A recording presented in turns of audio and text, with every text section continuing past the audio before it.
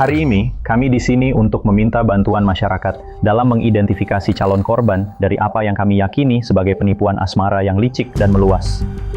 Ini adalah episode Prime Crime yang sangat tidak biasa karena kami telah diminta oleh FBI untuk berpartisipasi dalam penyelidikan yang sedang berlangsung, yang mana sangat jarang terjadi. Namun, kasus ini begitu luar biasa sehingga mereka meminta bantuan Anda untuk membawa terduga pelaku ini ke pengadilan.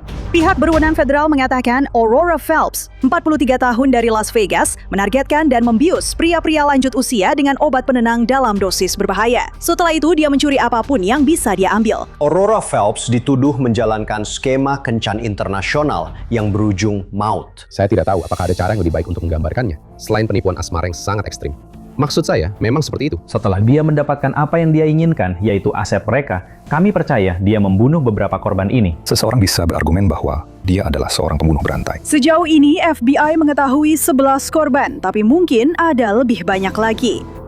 Dia benar-benar predator tanpa tandingan. Apa yang dia lakukan pada pria-pria ini, bagaimana dia menipu mereka, bagaimana dia memancing mereka, bagaimana dia merayu mereka. Belum pernah saya lihat selama 44 tahun meliput kejahatan.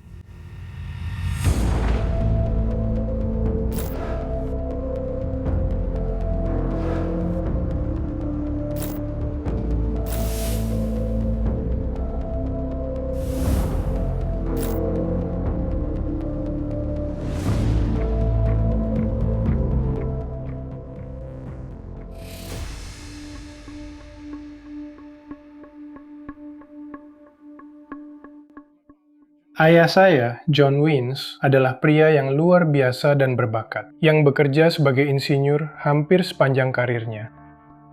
Dia sangat suka melukis. Dia sangat menyayangi anjing-anjingnya. Kami mencoba menghubunginya, tapi dia tidak menjawab teleponnya. Kami menelpon polisi untuk mengecek keadaannya, dan mereka masuk lalu mengatakan tempat itu tampak ditinggalkan dengan tergesa-gesa. Jadi, saat itulah saya membuat laporan orang hilang. Kami sebenarnya mulai mengetahui tentang Aurora Phelps pada tahun 2022. Ada laporan orang hilang yang diajukan untuk seorang pria di Las Vegas. Saya rasa itulah yang membuat kasus ini begitu menarik. Karena awalnya hanya sesuatu yang sederhana seperti orang hilang, dan kemudian berkembang menjadi seperti sekarang. Korban pertama yang diduga dari Aurora Phelps yang menarik perhatian FBI adalah seorang pria bernama John Wins. Dan bagi putranya, Mike, yang melaporkan ayahnya hilang, ada beberapa hal yang terasa tidak masuk akal. Tetangga baru saja ke sana karena pintunya terbuka sedikit dan mereka tidak melihat mobilnya selama beberapa hari. Lalu mereka juga mendengar anjingnya menggonggong. Dia tidak akan pernah meninggalkan anjingnya bahkan semalam pun tanpa ada yang merawatnya. Jadi ya, itu sangat mengkhawatirkan. Jadi, dalam waktu 2 minggu, saya pergi ke Las Vegas. Saya masuk ke dalam rumah dan kami tahu, ada sesuatu yang salah. Ada setumpuk SIM lama di mejanya dan laptopnya ada di atas meja. Saya membawa pulang laptop itu dan berhasil membukanya serta mengakses emailnya yang sudah berisi berbagai macam pembelian aneh yang dilakukan. Keluarga memang melihat adanya tagihan palsu dan pembelian barang Dior serta barang-barang lainnya. Mereka berpikir, "Hey, ayah saya tidak mungkin membeli barang-barang seperti ini." Departemen Kepolisian Metropolitan Las Vegas, saya pernah bekerja sama dengan seorang detektif di sana sebelumnya. Dan dia menelpon saya dan berkata, "Hey Zack, saya punya kasus ini. Saya sudah melakukan semua yang bisa saya lakukan dengan kasus ini. Bisakah kamu membantu kami?" Saat itu juga saya tahu ada sesuatu yang lebih besar sedang terjadi. Sekitar bulan Desember 2022, kami memulai penyelidikan. Kami masih berharap saat itu bahwa dia akan kembali. Saat berbicara dengan Mike Wins, para agen menemukan petunjuk dari sesuatu yang pernah dikatakan John sendiri kepada keluarganya. Ia bilang dia sudah muak dan lelah merasa kesepian, dan kemudian dia ingin mencari seseorang. Saya pikir dia sedang mengalami sedikit kesulitan dalam berkencan, dan kami agak khawatir karena dia menggunakan aplikasi kencan untuk bertemu orang. Tapi dia sebenarnya yakin bahwa dia tahu apa yang dia lakukan. Dia bahkan memberitahu keluarganya Aku punya janji kencan dengan seorang wanita yang aku temui di aplikasi kencan. Dia sangat antusias soal itu, kata keluarganya. Jadi, dia bertemu dengan Aurora di sebuah restoran lokal. Sejauh ini, semua yang dimiliki para penyelidik hanyalah nama ini, Aurora Phelps. Jadi, mereka mulai menyelidiki siapa sebenarnya dia dan apakah dia ada hubungannya dengan hilangnya John. Aurora berusia 44 tahun. Dia sebenarnya lahir di California, tapi dibesarkan di Guadalajara, Meksiko, dan tinggal di sana bersama keluarganya. Dan di awal masa dewasanya, dia pindah ke Amerika Serikat, di Arkansas, di mana dia menikah dan kemudian bercerai, pindah ke Las Vegas, dan menikah lagi. Dia tinggal bersama suami barunya di sini, di Las Vegas, dan mereka memiliki seorang putri dan hanya tinggal di sebuah apartemen dekat pusat kota. Sepertinya Aurora sedang membangun mereknya sebagai semacam influencer dengan menggunakan nama Boreas. Seiring dengan berkembangnya dunia influencer, saya bisa melihat di media sosial, dia punya beberapa akun di mana dia membuat video unboxing dengan barang-barang mewah, di mana dia akan membuka kemasan, misalnya tas mewah, lalu memamerkannya. Dan saya percaya dia menyukai perasaan itu. Tidak hanya, "Hei, lihat apa yang saya punya. Lihat barang indah ini, barang mahal yang saya miliki." Tapi juga sorotan yang membuatnya merasa penting. Saya rasa dia merasa seperti superstar saat itu. Dia seperti dunia serasa miliknya.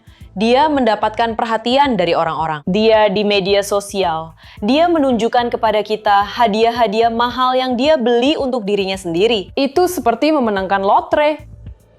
Dan mungkin itu menjelaskan pembelian Dior yang tiba-tiba muncul di kartu kredit John Wayne.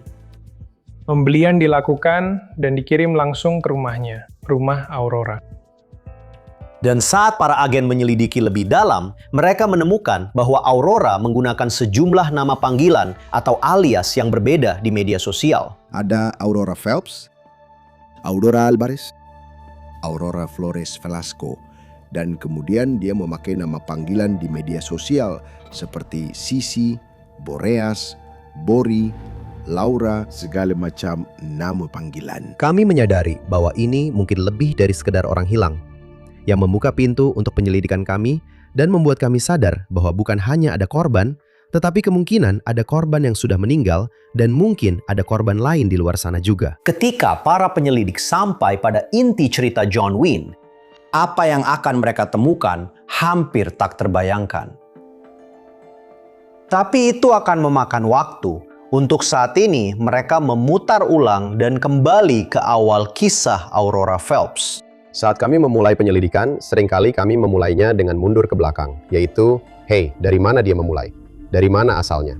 Dan kemungkinan apa yang dia lakukan di tempat dia sebelumnya berada. Seringkali, begitulah kasus berkembang, dengan melihat ke masa lalu, dan melihat di mana mereka berada dan apa yang mereka lakukan. Kota bersejarah yang unik di Arkansas ini tampaknya menjadi tempat di mana dugaan aktivitas kriminal Aurora dimulai. Korban pertama yang dilaporkan adalah suami pertamanya sendiri, Alejandro Alvarez. Mereka telah bercerai, dan ketika dia diberikan hak asuh atas 3 anak mereka, dia tampaknya membuat tuduhan palsu terhadapnya bahwa dia telah menganiayanya. Dia berbalik melawan Alejandro Alvarez dengan kejam membimbing saudaranya Abraham yang berada di Meksiko tentang bagaimana memalsukan panggilan telepon, membuatnya seolah-olah berasal dari ponsel Alejandro, mengancamnya dan membimbingnya tentang cara mengirim pesan teks ancaman. Saya hanya bisa berhipotesis bahwa dia hanya ingin membalas dendam pada suaminya karena mengambil anak-anaknya dan dia ingin anak-anaknya bersamanya. Jadi, tuduhan penganiayaan dalam perebutan hak asuh anak akan sangat membantu untuk mencapai tujuan itu. Tapi polisi sudah mencium dugaan penipuannya, dan alih-alih mengembalikan anak-anaknya, mereka justru mengeluarkan surat perintah penangkapan untuknya. Sebagai tanggapan, Aurora tampaknya kabur dari kota. Dia pindah ke Las Vegas dan membangun hidup di sana. Aurora pernah bergabung dalam band dan bernyanyi di bar-bar. Pada satu waktu dia bekerja di sebuah restoran. Di waktu lain dia menjual timeshare di Las Vegas. Tapi sepertinya dia tidak memiliki sumber penghasilan atau pekerjaan yang tetap. Sekarang, Aurora awalnya tinggal bersama teman-temannya di Las Vegas, termasuk mantan teman sekamarnya, Sergio Herrera. Dan dia mengingat masa itu sebagai masa yang penuh gejolak. Setidaknya bisa dibilang begitu. Jadi kami tinggal bersama selama sekitar 1,5 tahun. Kadang-kadang itu sangat aneh, tahu kan? Dia bisa berubah sikap dalam 3 menit, dan dia bisa jadi sangat gila. Pacarnya ikut tinggal bersama kami, tahu kan? Jadi saya tidak tahu kenapa kamu datang bersama pacarmu untuk ikut tinggal bersama kami, tahu kan? Jadi kami sedikit bertengkar dan saya tidak senang dengan itu, tahu kan? Jadi inilah kenapa saya bilang, tahu nggak? Pacarmu harus pindah. Dan saya pergi kerja dan ketika saya pulang kerja, dia sudah mengganti kunci pintu. Jadi saya harus memanggil polisi karena tahu kan? Saya yang bayar, sewa dan semuanya. Jadi itu terakhir kali saya melihat Aurora. Saya dengar dia sedang hamil. Dan akhirnya dia menikah dengannya. Ternyata seorang teman bersama bahkan sudah memperingatkan Sergio tentang Aurora. Blanca Jimenez sudah mengenal Aurora sejak kecil dan mereka tetap dekat selama bertahun-tahun. Blackie memberitahuku bahwa salah satu temannya menelponnya dan berkata, tahu nggak, hati-hati dengan Aurora. Kamu tahu, dia itu gila. Aurora menetap di Las Vegas bersama suami barunya dan putri kecilnya. Tapi ternyata dia kembali ke Arkansas untuk sementara waktu. Dan sepertinya inilah saat dia mulai mengembangkan modus operandi yang diduga, yaitu memangsa orang demi uang mereka. Hanya saja, kali ini bukan pria yang jadi sasarannya. Dia memulainya di Arkansas bersama seorang teman perempuan. Mereka sudah berteman selama sekitar 3 tahun sebelum kejadian itu. Saya rasa itu hanya kesempatan yang bisa diatur dengan cepat untuk mendapatkan sejumlah uang. Dia telah bertemu wanita itu di sebuah kamar hotel dan kemungkinan memberinya obat bius. Kami mengetahui bahwa dia sebenarnya telah membius temannya sendiri untuk mengambil identitasnya dan mencuri sebagian uangnya. Wanita itu sadar di kamar hotel dalam keadaan sendirian setelah pingsan dan mendapati dompetnya hilang. Lalu melihat ada tagihan di kartu kreditnya. Sekarang untungnya dalam kasus ini wanita itu tidak meninggal. Tapi sekali lagi, hal ini memunculkan pertanyaan. Apalagi yang sudah dilakukan? Kemana saja dia pergi? Dan berapa banyak korban lain di luar sana? Apakah mereka masih hidup atau sudah meninggal? Apakah ini semacam percobaan untuk Aurora? Apakah dia berhasil melakukan penipuan kecil ini dan menyadari bahwa mungkin ada target yang lebih besar untuk dijebak? Dia mulai masuk ke dunia kencan dan kamu tahu, menggunakan penipuan asmara kalau boleh dibilang, untuk memikat pria-pria yang punya jauh lebih banyak uang daripada mantan temannya dulu. Saya rasa saat itulah dia menyadari, oke, ada jauh lebih banyak kemungkinan dalam hal ini dan ada jauh lebih banyak yang bisa saya dapatkan dengan mencari korban seperti ini.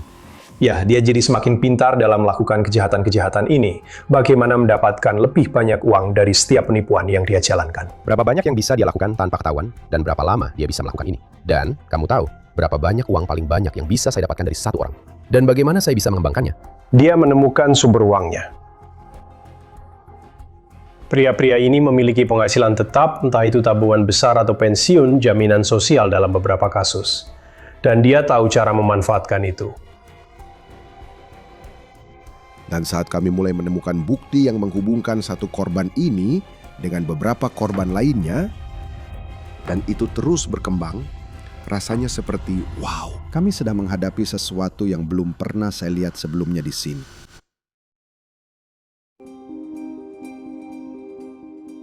Skemanya cukup sederhana ketika berkaitan dengan situs kencan, yaitu dia memasang profil yang biasanya menunjukkan bahwa dia tertarik pada pria yang lebih tua, memasang foto dirinya sendiri. Dan Anda tahu, pria lajang manapun di luar sana akan berpikir, ini ada perempuan yang lebih muda, yang sepertinya tertarik untuk berkencan. Itu bukan hal yang aneh. Saya akan menekan tombol, saya akan lihat apakah dia membalas. Dan benar saja, dia membalas dengan sangat cepat. Dia membuat dirinya terlihat menarik, terutama bagi pria yang lebih tua. Dia tampak sangat ramah. Tidak ada sesuatu pun yang mengganggu atau mencurigakan bagi seseorang yang berada di dunia kencan online. Ketika Anda melihat profilnya, Anda tidak akan menganggapnya aneh. Orang-orang menggambarkan dia sebagai seseorang yang mudah diajak bicara, sopan dan menawan, tapi dia mampu mengubah kepribadiannya agar sesuai dengan apa yang dibayangkan orang itu kan, dan apa yang dicari orang itu. Dia punya kemampuan untuk memunculkan dan menyembunyikan sisi-sisi berbeda dari kepribadiannya. Rasanya hampir seperti ada 10 orang berbeda dalam satu orang itu. Salah satu pria pertama yang merespons postingan Aurora tinggal di dekat Las Vegas. Dan ini terjadi sekitar 1,5 tahun sebelum John Wims. Dia memiliki karir panjang di dunia perfilman, bekerja di Hollywood. Dan pada saat itu terjadi, dia sudah pensiun, hidup dengan baik, dan menikmati hidup di usia 60-an. Dan saya rasa dia hanya mencari seseorang untuk berkencan santai dan mulai menggunakan situs kencan untuk mencoba bertemu seseorang. Dan saat itulah dia bertemu dengan Aurora Phelps. Mereka sebenarnya mulai menjalin hubungan kencan. Mereka akan bertemu langsung untuk makan siang bersama. Mike Wins, yang ayahnya diduga menjadi korban, juga berbicara dengan pria ini tentang ceritanya.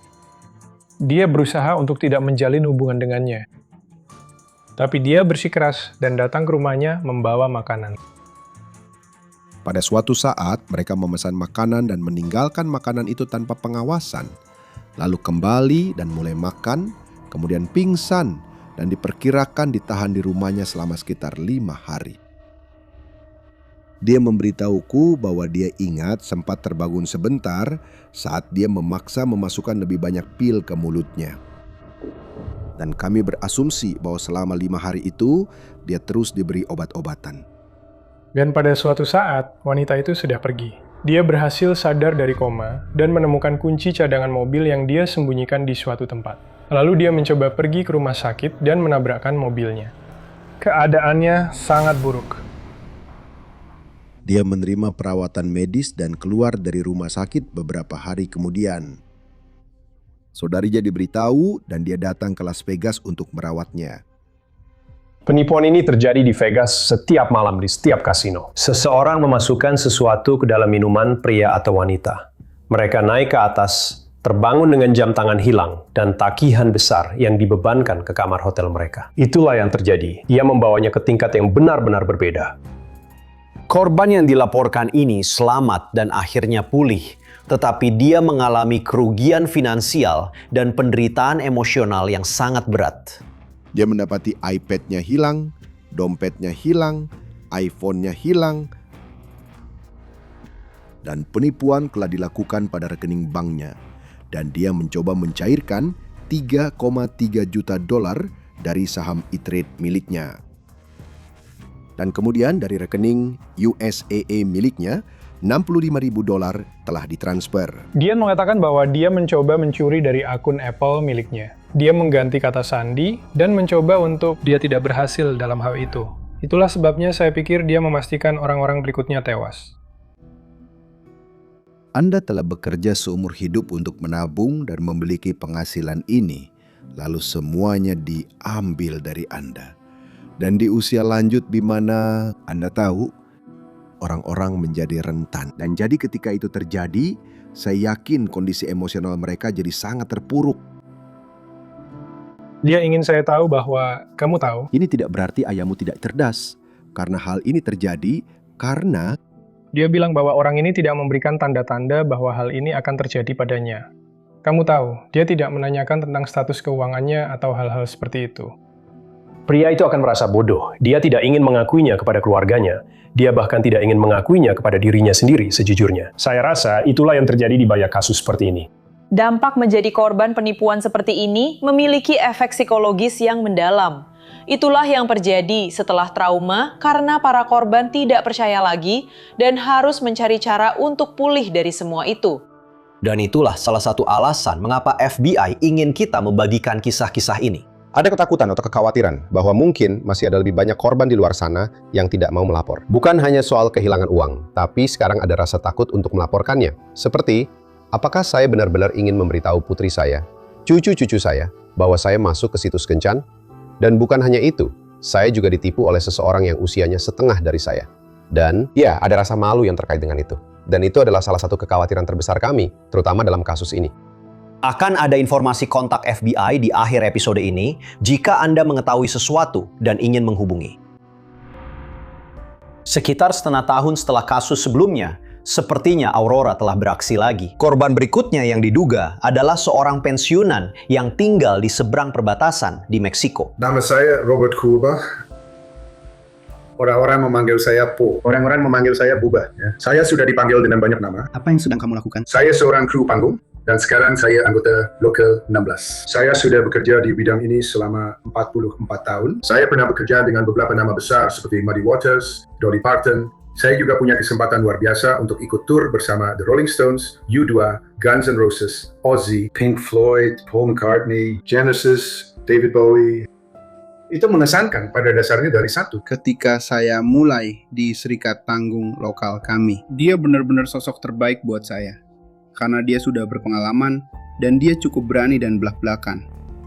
Tapi Bo adalah orang yang sangat penyayang.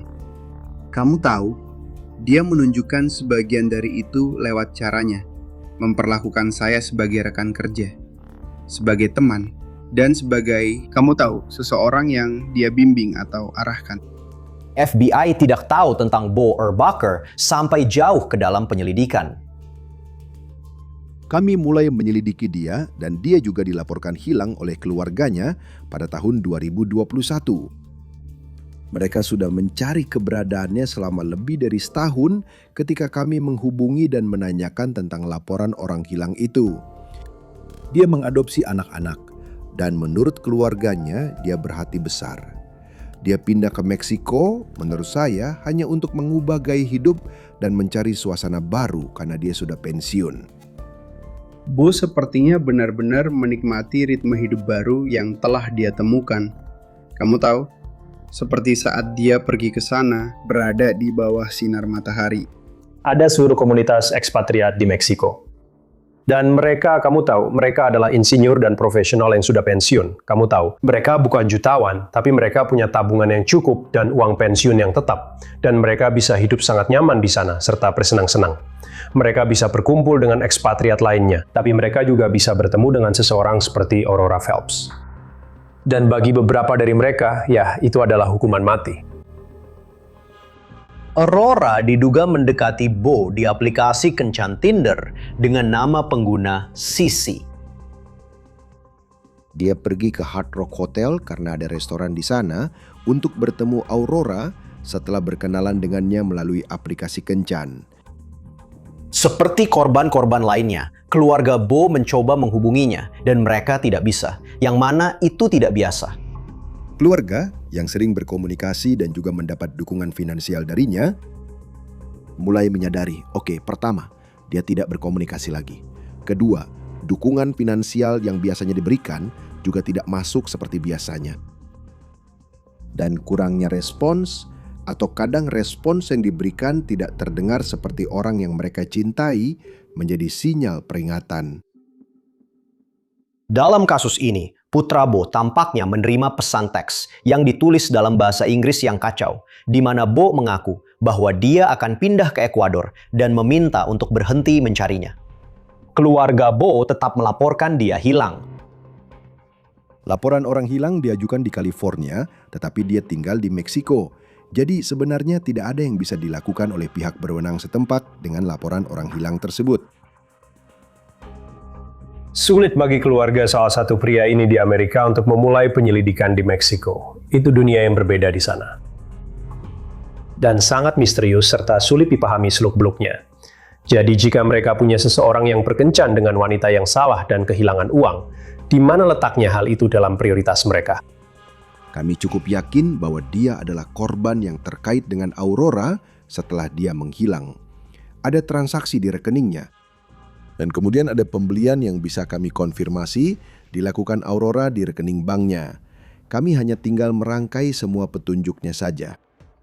Ada laporan bahwa seseorang menghubungi Serikat Pekerja Robert Yearbox dan tampaknya seseorang, kemungkinan Aurora, mencoba mengalihkan pensiunnya.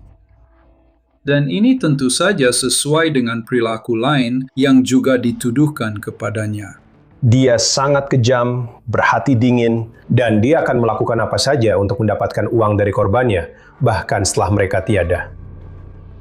Kami memperkirakan jumlah yang berhasil diambil sekitar 300.000.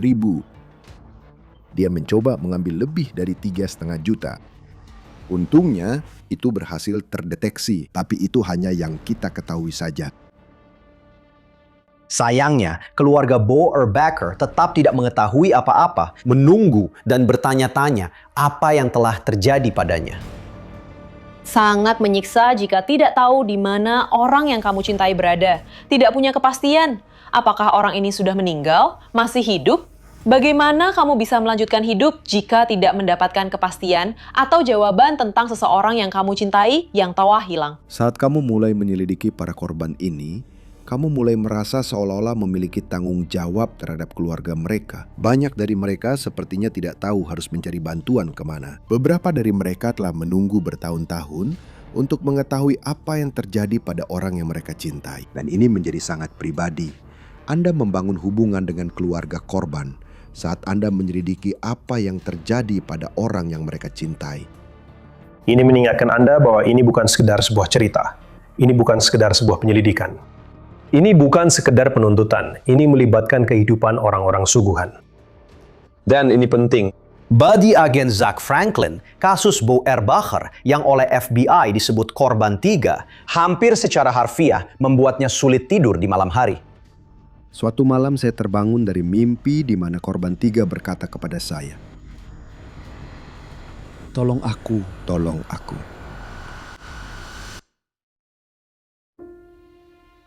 Saya pikir semua orang sudah menyerah. Ya, kita tidak akan pernah menemukan jasad korban 3. Dan kurasa itu membantu saya tetap berharap bahwa tidak. Masih ada sesuatu di sini. Kita harus terus menggali. Sekitar 1,5 tahun setelah penyelidikan dimulai, kami berhasil menemukan jasadnya di sebuah kamar mayat di Meksiko. Dan itu sungguh luar biasa, karena Meksiko tidak selalu menyimpan semua jenazah di kamar mayat.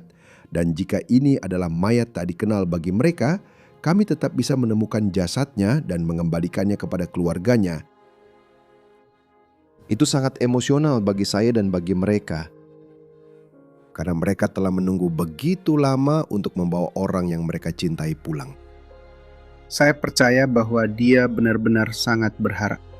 Dan mungkin itulah yang Anda tahu menyebabkan kematiannya, yaitu harapan itu, keinginan untuk mengejar peluang cinta semacam itu. Anda tahu, dan menurut saya sangat disayangkan bahwa salah satu aset paling berharga miliknya justru digunakan untuk melawannya. Maaf. Kisah-kisah memilukan seperti kisah Bo Erbacher adalah salah satu alasan mengapa FBI menghubungi Anda, para penonton kami. Bantuan apapun dalam mengidentifikasi lebih banyak korban yang diduga dapat membawa keadilan bagi orang-orang yang mereka cintai. Gigi adalah sosok legendaris, dicintai oleh banyak orang. Dan itu kenyataannya. Dia memang orang seperti itu. Tinggi, tampan, bicaranya bagus, wangi. Kamu tahu, semuanya lengkap. Dia tahu cara menghibur, dia tahu cara memasak, dia tahu anggur yang enak. Kamu tahu maksudku? Dia tahu apa yang dia lakukan. Dia sudah berpengalaman. Saya bilang, kamu tahu, saya akan coba saja. Ini adalah Manuel Gas, juga dikenal sebagai Gigi, sedang bercerita tentang masa mudanya di industri musik. Dan saat itu, saya benar-benar bokek. Tidak ada uang yang masuk. Saya hidup pas-pasan. Saya bahkan tidak mau bilang dari gajian ke gajian. Itu adalah masa yang sulit. Gigi adalah pria Amerika lanjut usia lainnya yang sedang menikmati hidupnya di Meksiko ketika FBI mengetahui ada sesuatu yang tidak beres. Dan mereka menyebutnya sebagai korban 4. Korban nomor 4 sekali lagi diidentifikasi melalui koneksi yang kami kembangkan. Dan kami berhasil menghubungi keluarga korban 4 yang mengonfirmasi bahwa korban 4 telah meninggal pada Mei 2022. Tapi mereka memang merasa ada sesuatu yang tidak beres dengan keadaan kematiannya. Dia juga tinggal di semacam pinggiran kota Guadalajara yang disebut Ajijic, dan itu berada tepat di sebelah kota Chapala. Dia berbicara bahasa Spanyol dengan sangat lancar, jadi hidup di Meksiko tidak sulit baginya. Dia juga punya komunitas yang cukup baik di sekitarnya, dan dia sudah mulai dikenal di daerah itu karena dia suka berbicara, dia suka bersosialisasi. Jadi itu bukan hal yang sulit baginya. Dia seorang ekstrovert. Begitulah caranya menjalani hidup. Dia adalah pria lanjut usia seperti yang lainnya. Dia menjalankan bisnis di sana. Kalau tidak salah dia punya usaha trailer makanan dan juga versi Uber miliknya sendiri. Selamat sore untuk semua yang ada di dunia Instagram. Saya sendiri, Gigi di sini. Saya ingin memberitahu bahwa hari ini adalah hari Jumat, hari kentang goreng. Jadi, kalau kamu belum mencoba kentang goreng kepiting saya dan kamu tinggal di daerah Danau Capala, hubungi saya hari ini. Sampai jumpa lagi, teman-teman. Mobilnya yang hilang, dulu dia biasa jadi supir layanan transportasi daring. Anjingnya juga hilang, ponselnya juga hilang. Korban ini selalu rutin menelpon putrinya. Mereka berbicara setiap hari, lalu tiba-tiba dia tidak mendengar kabar dari ayahnya. Dia mencoba menelpon ayahnya, tidak ada respons. Dia mencoba mengirim pesan, tetap tidak ada respons. Jadi dia menjadi sangat khawatir dan menghubungi polisi setempat di Meksiko. Dan polisi masuk ke rumah untuk melakukan pengecekan kondisi dan menemukan dia sudah meninggal di lantai kamar mandi rumahnya. Mantan pacarnya memberitahu saya melalui Instagram. Dia mengirim saya sebuah paragraf panjang bahwa mereka telah menemukan Gigi sudah meninggal. Dia mengetahuinya. Saya tidak tahu apakah dia mendengarnya dari orang lain atau dari keluarga. Dan saya bilang, tidak. Mereka belum punya kabar apa-apa saat itu. Lenny mungkin tidak tahu bagaimana temannya meninggal, tapi dia tahu sesuatu tentang kehidupan temannya di Meksiko. Sepertinya dia sedang berpacaran dengan seorang wanita di sana. Dia bilang, dia orang Meksiko. Kamu tahu, dia bisa berbahasa Inggris dengan cukup baik. Kamu tahu, aku senang bersamanya. Dia cantik, semakin sering kami berbicara. Lalu dia menyebutkan, ya dia punya suami yang akan dia tinggalkan. Saya bilang, waduh, saya bilang dengar hati-hati. Dan saya bilang, kamu adalah target. Saya bisa atasi ini. Tidak. FBI menemukan bahwa pacarnya sangat mungkin adalah Aurora Phelps. Salah satu bukti kunci yang kami temukan adalah transaksi ke American Precious Metals Exchange, APMEX, untuk sebuah koin emas yang dikirim ke rumah Aurora setelah dia ditemukan sudah meninggal. Saya tahu dia memberinya uang. Itu saya ingat. Dia akan meminta. Tahu kan, beberapa ratus sekarang, beberapa ratus lagi nanti. Dia benar-benar memberinya uang. Dia tidak pernah menyebutkan bahwa dia menguras rekening-rekeningnya. Kasus ini menunjukkan seorang pemangsa yang berkeliaran tanpa rasa takut. Wanita ini tidak punya hati nurani. Dia akan melakukan apa saja kepada siapa saja untuk mendapatkan apa yang dia inginkan. Dan yang dia inginkan adalah uang mereka. Tapi saya tahu dia punya cukup uang untuk pensiun. Bukan berarti dia seorang jutawan. Dia punya cukup uang untuk menikmati hidup di sana. Saya kesal, sangat kesal. Karena itu adalah ketakutan terbesar saya saat dia pergi ke sana. Menjadi target sesuatu terjadi. Dan itulah yang benar-benar terjadi. Sepertinya Aurora Phelps banyak berbohong kepada Gigi Gus. Tapi ada satu hal yang benar. Dia sudah menikah saat itu. Suaminya, yang dikenal sebagai Cody Phelps, tinggal di Las Vegas. Jadi pertanyaan untuk FBI adalah, seberapa banyak yang sebenarnya dia ketahui? Berdasarkan percakapan kami dengan suaminya, dia itu orang yang sederhana, tidak tahu apa-apa. Tidak tahu kenapa istrinya melakukan hal-hal seperti ini. Kamu tahu, tas-tas mewah yang dia beli dan semua uang yang masuk itu. Rasanya, bagaimana bisa kamu lolos melakukan hal seperti itu, tepat di depan orang lain? Maksud saya, dia mengaku bahwa dia benar-benar tidak melihat sisi kepribadian seperti itu pada istrinya, tapi hubungan mereka memang sangat naik turun.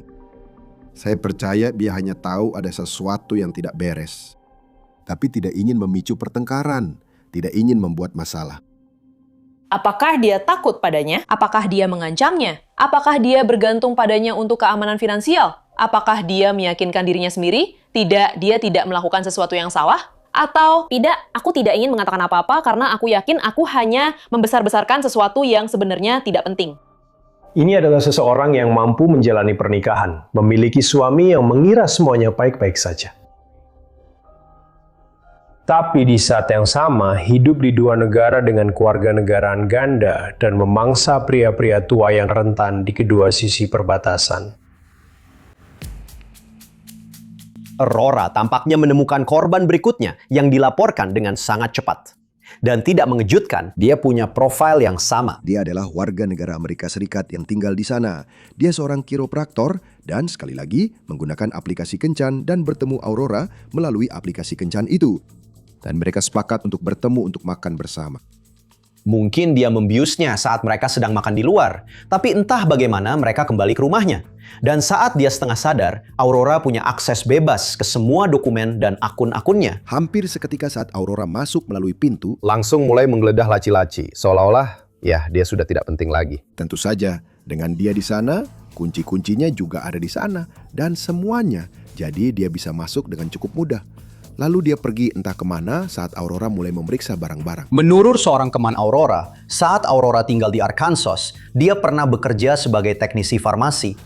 Dan dia tahu sedikit tentang obat-obatan, termasuk obat pelemas dan obat penenang. Karena obat-obatan ini membuat orang tetap terjaga, bukan berarti ini serum kebenaran. Tapi jika seseorang menanyakan, apa kata sandimu untuk, kamu tahu kata sandi yang biasa kamu gunakan.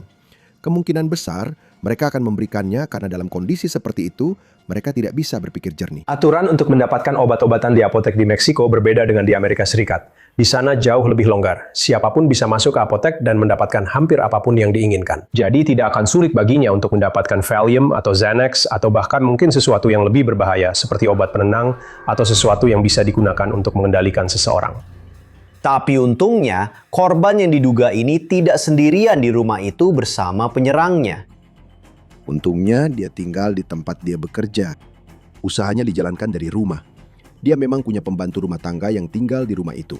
Pembantu itu terbangun dan menemukan seorang wanita asing di rumah. Dan dia pun sangat panik, bertanya, "Kamu tahu apa yang kamu lakukan?" Aurora mengatakan bahwa dia mabuk dan ini akan membantunya bangun. Dan akhirnya dia meyakinkan pembantu itu untuk membantunya memasukkan dia ke dalam bak mandi. Sepenuhnya merendamnya di dalam air untuk mencoba membangunkannya dari keadaan mabuknya.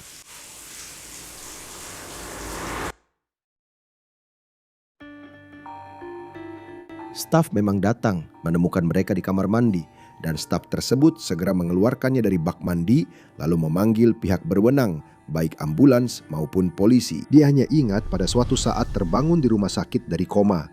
Korban mengatakan dia sama sekali tidak minum alkohol, jadi dia tidak mungkin mabuk.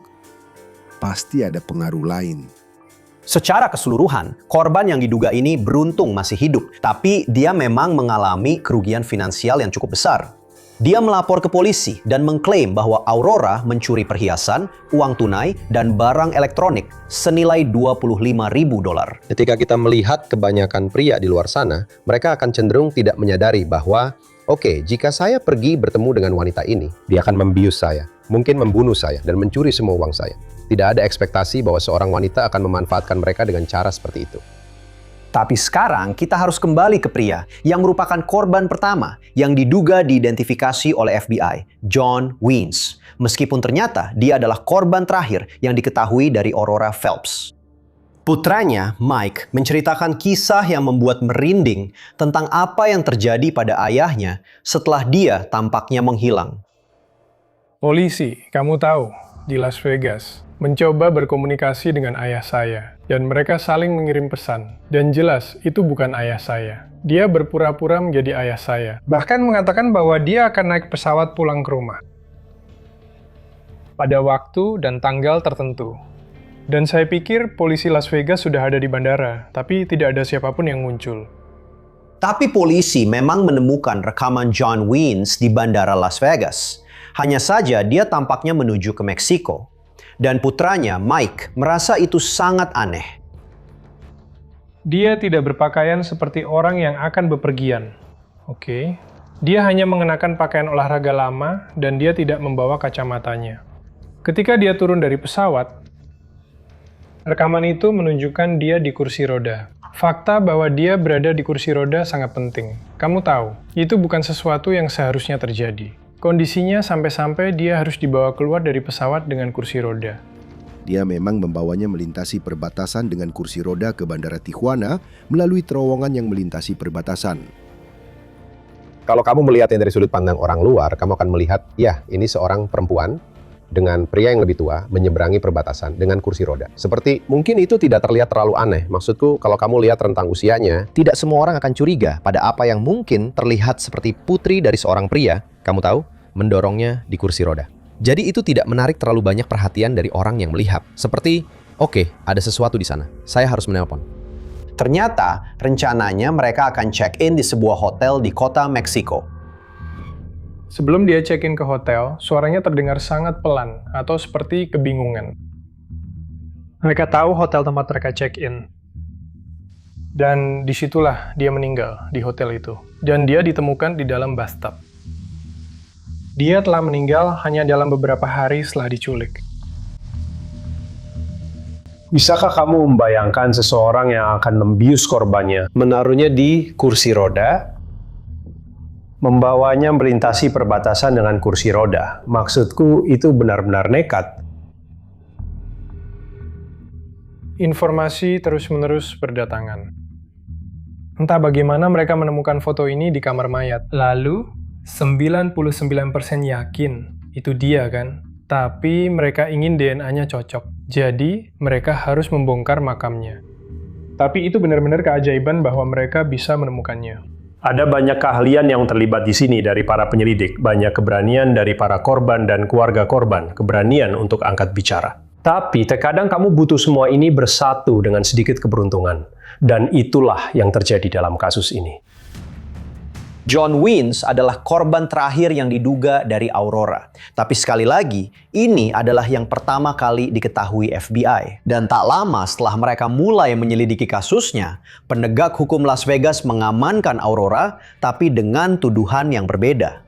Dan yang satu ini berasal dari masa dia di Arkansas.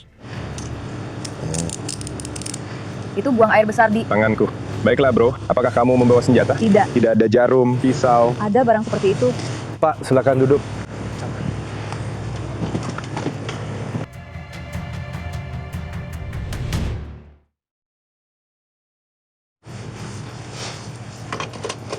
Kita akan lewat markas besar. Ini adalah Aurora Phelps yang akhirnya ditahan oleh kepolisian Metropolitan Las Vegas, bukan FBI. Sejujurnya, kami sedang menuju markas besar dengan seorang perempuan dalam tahanan. Tanganmu sakit. Bagian ini. Sudah beberapa kali. Dia ditangkap berdasarkan surat perintah dari Arkansas dan karena itu dia harus dikirim ke Arkansas untuk menghadap hakim terkait surat perintah tersebut. Saat dia di sana, dia menghadap hakim dan memberikan alasan mengapa dia harus dibebaskan. Dan pada suatu saat, dia dibebaskan. Dan itu karena tuduhannya adalah penipuan.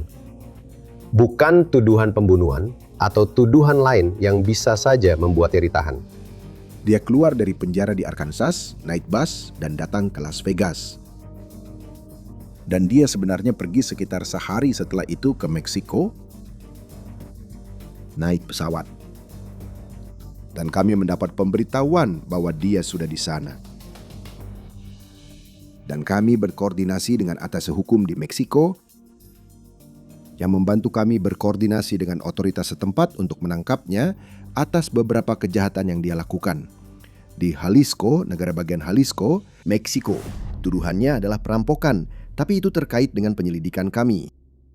Menangkapnya di Meksiko tidak hanya membuatnya tidak lagi berkeliaran bebas dan orang-orang bisa bernapas lega karena dia tidak lagi menjadi pelaku kejahatan terhadap orang lain, tetapi hak-hak prosedural seorang terdakwa di Amerika Serikat belum berlaku.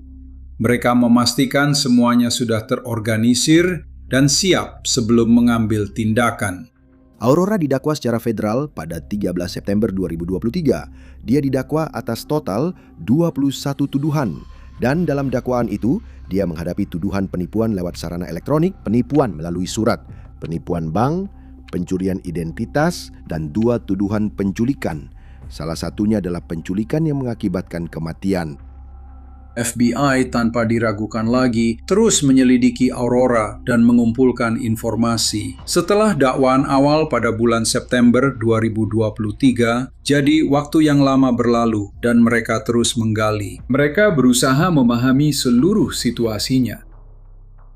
Kami di sini hari ini untuk mengumumkan tuntutan pidana terhadap Aurora Phelps. Tuduhan yang dibuka hari ini berkaitan dengan kejahatan yang diduga dilakukan oleh Aurora Phelps terhadap 4 korban laki-laki. Pada Februari 2025, FBI telah mengetahui begitu banyak informasi tentang kemungkinan korban lain sehingga mereka menyadari, ya ampun, kita punya rangkaian kejahatan luar biasa yang telah dilakukan wanita ini. Jika kita sudah menemukan sebanyak ini korban, siapa yang tahu berapa banyak lagi yang mungkin ada di luar sana? Pada saat itu, diputuskan untuk melakukan sesuatu yang tidak biasa, dan itu adalah membuka segel surat dakwaan tersebut agar mereka bisa mengadakan konferensi pers, mengumumkannya ke publik, dan melihat apakah mereka bisa mendapatkan informasi tentang kejahatan lain dan korban lainnya.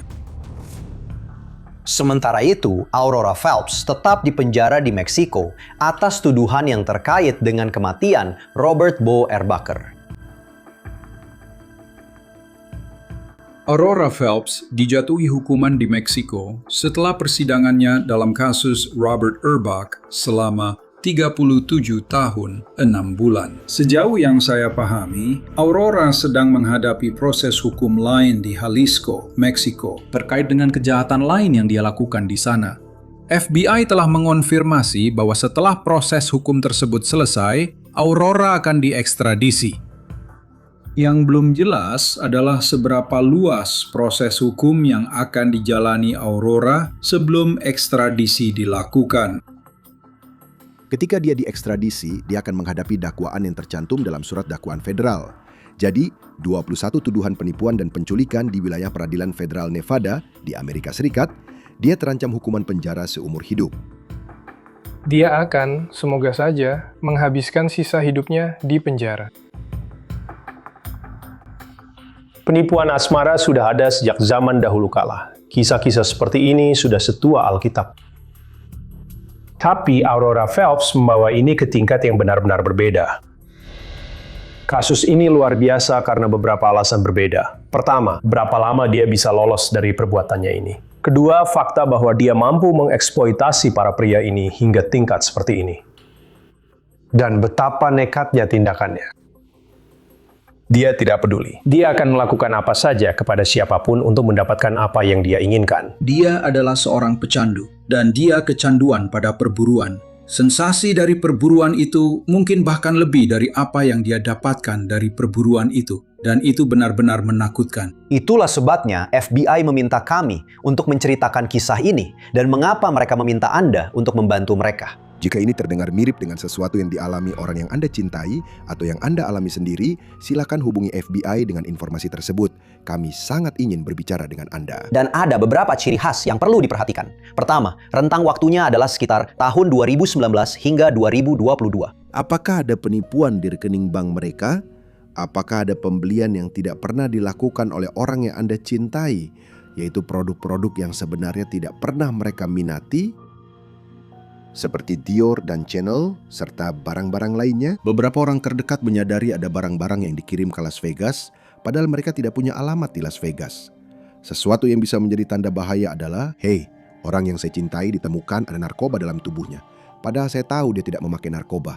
Atau dia begitu mabuk sampai mengalami kecelakaan.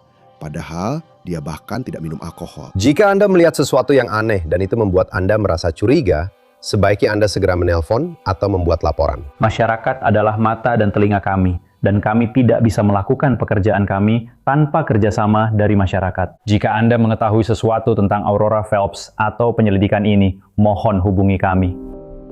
Saya akan bilang, kasus Aurora Phelps benar-benar salah satu yang paling menonjol sepanjang karir saya.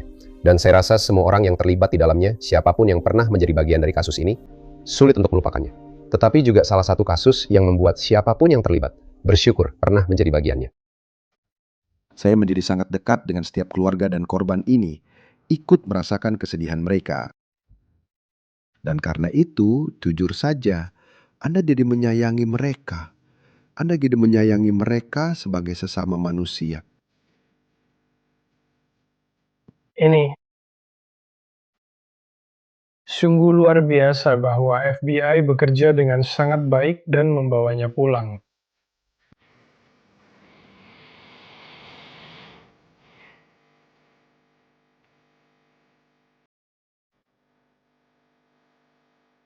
Di sinilah kami biasa pergi memancing. Ya memang seorang pemancing ulung ya. Dan inilah area di mana kami memakamkan ayah saya. Dan kau tahu, menaburkan beberapa bunga, dan mengucapkan beberapa doa, lalu memakamkannya di laut seperti yang dia minta.